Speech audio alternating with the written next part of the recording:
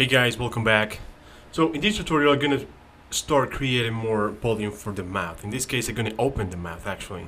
So what I'm gonna do is just gonna select everything, gonna just rotate and create a big uh, really big chunk of polygons there. You're gonna see that's gonna be a little crazy, but at the end it's gonna be it's gonna be fine. So what I'm gonna do here is just gonna I'm selecting those vertices that I had actually whoa, that's a lot of selection there. So what I'm gonna do is just going to select those vertices. I'm gonna use the 3D cursor to actually rotate that selection and just open the that space.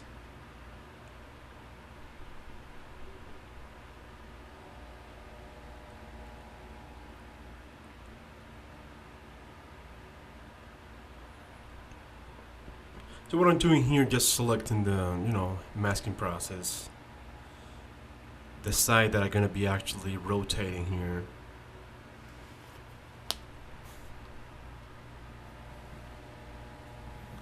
There we go, the whole jaw, and I'm just going to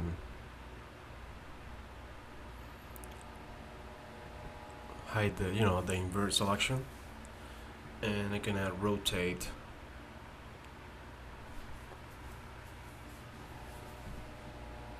I'm gonna place the cursor right there,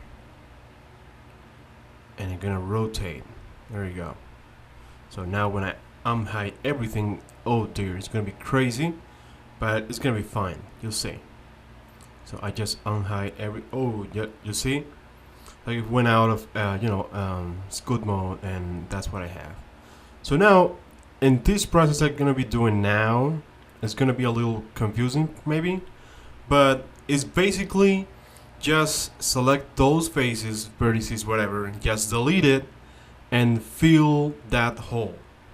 So the way you're gonna see that I'm doing this is by using hard ops box cutter, and this case is gonna be it's gonna be kind of easy for me, but you can do this in any other way that you can actually find. In the new version of Blender, you can actually use a booleans or whatever, because you actually need to cut the space. And you're gonna see now that what I'm gonna be doing is just using box cutter to make a selection and just make a hole right there.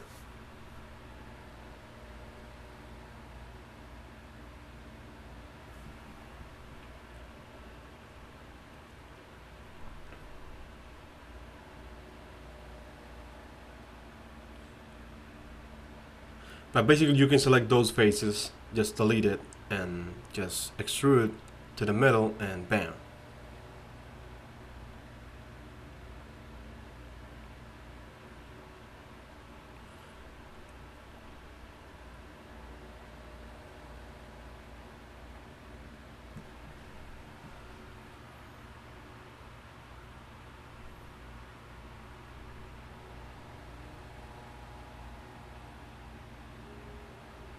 You see that I was actually going to do it like this, but then I just changed my mind.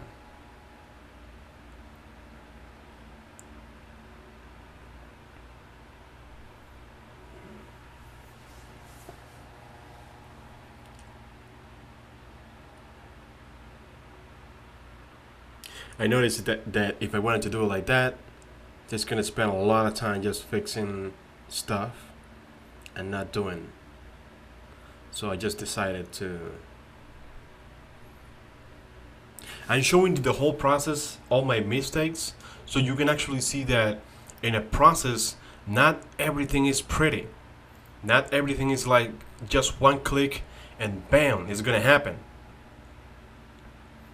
There's things that you don't see in a tutorial, just because you can edit and just show you the nice parts, and you can have a better idea, and not seeing those really hard parts.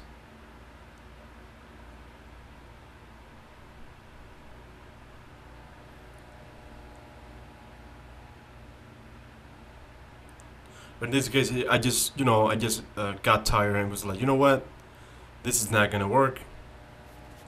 So I just better use hard ops in this case. You can actually use like I said before, a boolean, like a bool tool. There's in the new version of Blender, you can actually use bool tool, and there you go. That's backscatter.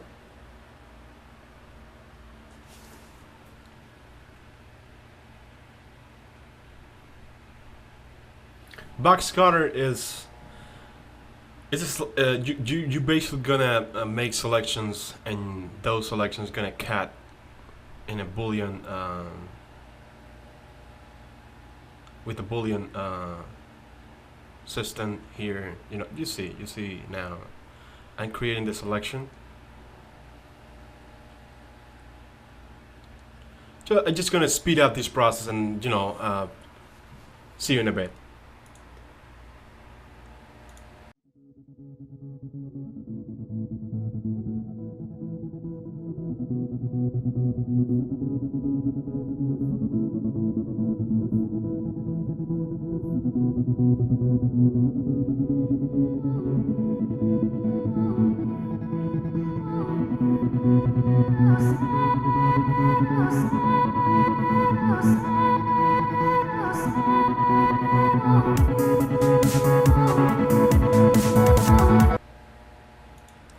I'm back. So here you can see that I actually did the whole process. Now I'm going to dynamic topology, and in dynamic topology I can actually curate the whole thing, all those bad edges, bad vertices, bad faces, everything. So I can actually have something nicer and much better. There you go. I'm just using here the inflate brush.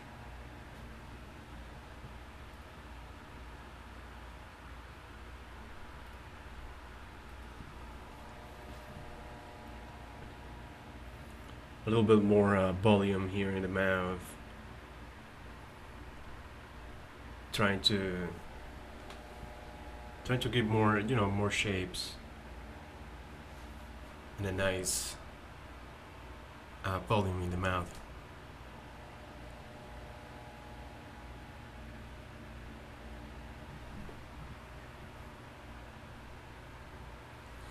So this is the part when you actually gonna understand that dynamic topology is and this is just me. This is how I feel how I can see the process. And for me, dynamic topology is for sketching concepts. In this case, I'm just sketching a concept because it's going to be so much easier for you to actually find those ideas and just make it happen in this stage.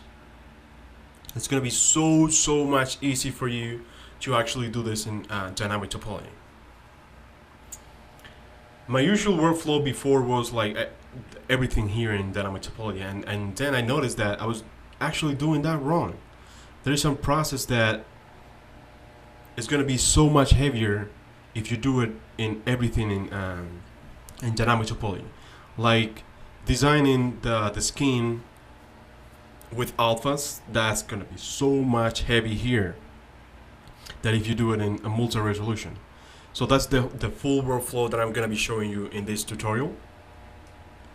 But you can see here that it's so much faster, easy, and straightforward just by doing a concept, focus on that concept, create some details, a base for those details, and just move forward with multi-resolution to actually create those nice details, those nice skin high resolution details.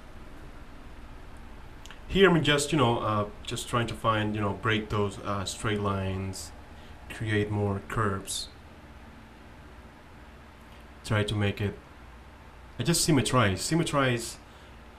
Sometimes when you're using dynamic topology, not everything is going to be completely symmetrical. So what you do is just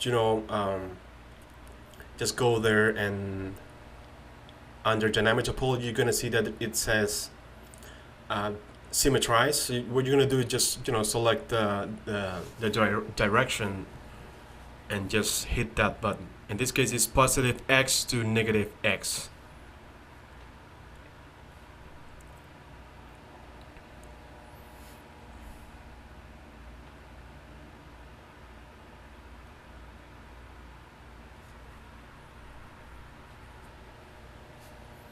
There's gonna be some parts in the tutorials that are gonna be speeding the process just because I'm not gonna be talking the whole time just because there's it's just repetition. So after this tutorial, I'm just gonna be showing you a lot of me doing stuff. I'm gonna be explaining just a few things, new things, because this is, like I said before, is just repetition of the process.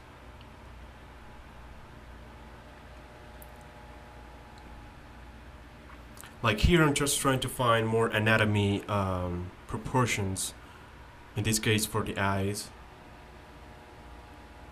Dynamic topology is really good for this process because there is no you can use as many polygons as you want, and it's not going to be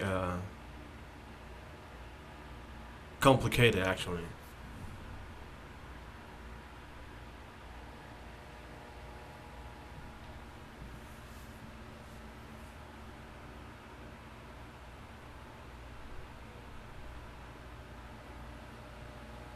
Remember that, like I said before, I'm not trying to give you to tell you, hey, this is the way on how it's have to be done. I'm just giving you an idea in a process that I'm doing, so you can actually choose any workflow that is best for you. In this case, this is my workflow, and if you like some of my the ways I do stuff here, you can use it for your own, so it's fine. But totally, you can change, you can do whatever you want. Just take the basic ideas and create your own workflow.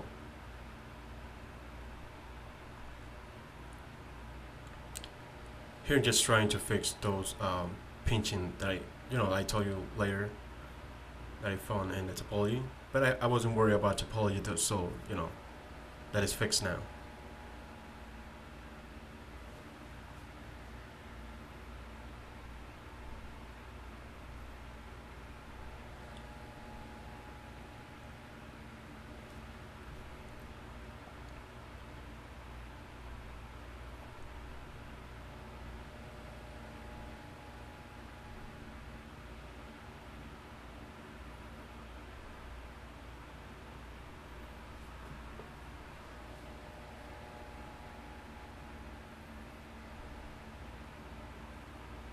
Alright guys, I think this is gonna be all for this tutorial. See you in the next one. Alright, thank you.